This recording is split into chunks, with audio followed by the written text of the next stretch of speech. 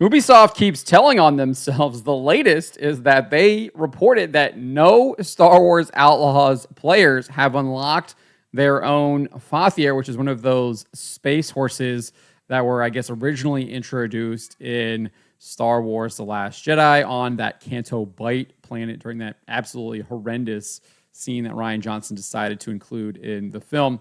Roll this up over at phantompulse.com. You can find the link in the description below. I encourage you to head on over, become a paid subscriber, help us fight back against woke ideology that is trying to destroy and infect the video game industry and destroy our culture and society at large. So I'm not making this up. Ubisoft literally revealed that not a single Star Wars Outlaws player had unlocked their own fathier in its most recent dev update. They posted this in dev update number 5, which it released on December 18th, so about a week ago. And it said this: here's a little secret. To this day, no one has acquired their own fathier. To unlock this, players need to complete dedicated short quests scattered around these betting stations. This will reveal an additional quest that brings Kay back to Tashara for a special opportunity. Let's see if anyone can crack it. Now, well, you literally just gave it away. There's no cracking involved, but they literally admit that no one is actually engaging in their short quests to unlock this horse because no one's playing the game. That's what this means. No one is playing this game. That's why no one is doing these short quests, because no one is playing. We can literally look at the SteamDB charts here. Only 2492 peak concurrent all-time peak concurrent when it released back on Steam November 21st. First Sunday was when it hit that peak concurrent, November 24th. We're a month out, and the last 24-hour peak, 1544. I think that's like a 34% decline. I have it in here a little bit further down in the article. Just going to skip ahead. Where is it at here? Yep, 35%. Or no, that's the discount. A 38% decline. 38% decline from its all-time peak. And again, remember, that's with this game being discounted 35% off, which it has been, I think, since November 21st. It's last I checked this morning, it was still discounted. But this isn't surprising. We've had like numerous reports about how Ubisoft has said that their sales were soft or softer than expected. They originally said that back in September in a financial note, saying that the game sales were softer than expected. The company added, despite solid ratings, Metacritic 76, and user scores across the first-party and Epic stores 3.9 out of 5, that reflect an immersive and authentic Star Wars universe. Star Wars Outlaws initial sales proved softer than expected. Yes, because the critics are not reflective of the audience. They literally are anti-audience in many cases. We see this time and time and time again.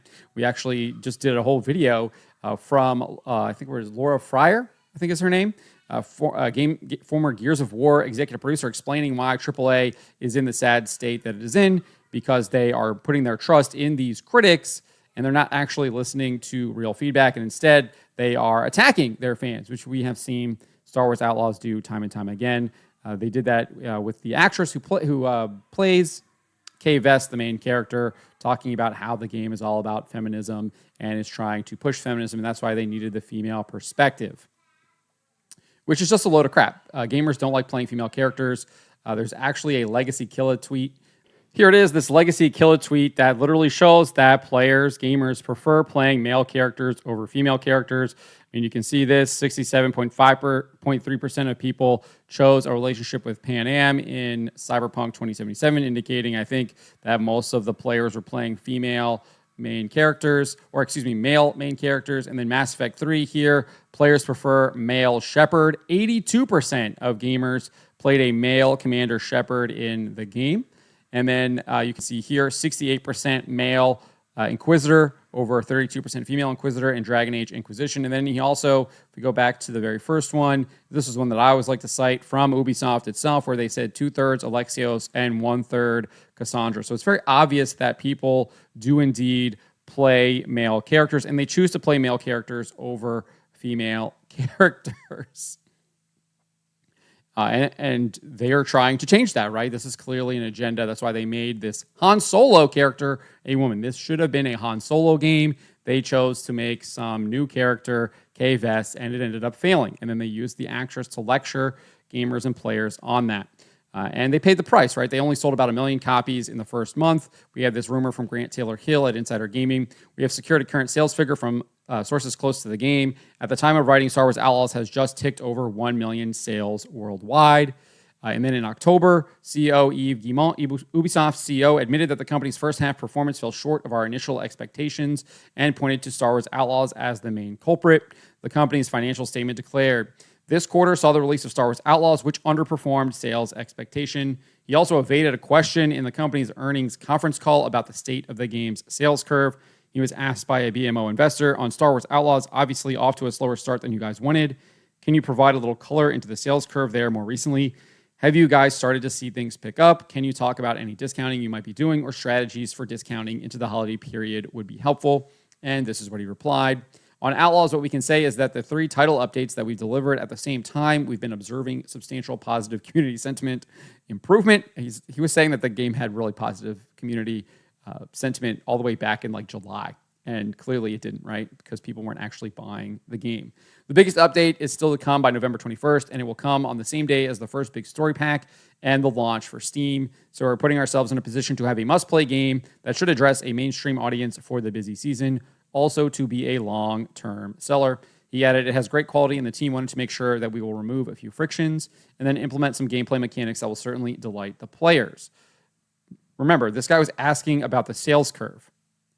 Can you provide a little color into the sales curve? What does Yves Guillemot do? He doesn't talk about the sales curve whatsoever, completely evades the question, which I think confirms my theory or provides evidence to my theory, maybe not confirming it, provides evidence to my theory that this game's sales are completely flat, even after launching on Steam. And as we talked about a little bit earlier, you can see didn't even get 2,500 when it launched in November.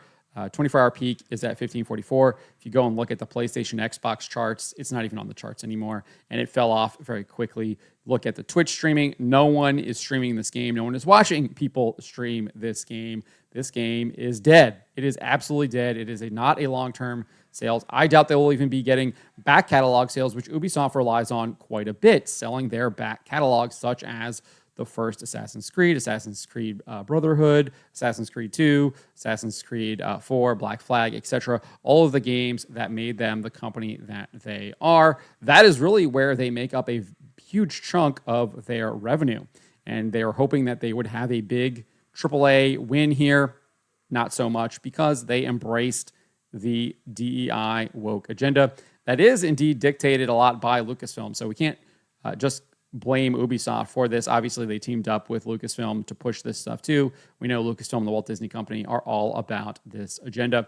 And then what's even more interesting, going back to the fact that no one has achieved this fathier, has unlocked this fathier. If we look at the Steam achievements for the people who did purchase this game and are playing it, only a little over 10% have actually finished the game, which this last achievement here, calling in some favors where you destroy the Revelator or something like that, I think is what it says. I can read, right? Destroy the Revelator. Yeah. Only 10.1% have achieved that or have acquired that achievement. And that is the basically the end of the game's story. And only 10.1%. I think if you actually, we can hop over here to the Steam achievements, only 76% have actually acquired a blaster, a starship, and a speeder. So people bought this game and didn't even play it. It seems like it didn't get through the tutorial or whatever. So that is interesting. I find that interesting. So people aren't playing this game. They aren't buying this game. And that's what all of the data points point to. And even Ubisoft is basically telling us that people aren't playing the game because no one decided to do any of these quests that are scattered around these betting stations. They had to literally write this in a dev note to say please do these quests so you can unlock this fathier. Because no one's doing them. I mean, it's just so sad. And it's the state of where Ubisoft is, where they have absolutely zero trust with gamers. Gamers do not trust this company. They don't want anything to do with this company. And that spells bad news for Assassin's Creed Shadows, which I've talked about in the past. And that game looks like it's going to suffer the same fate as Star Wars Outlaws. But let me know what you guys make of this. Let me know in the comments below. Remember to always be charitable, especially to each other, and to always, always speak the truth.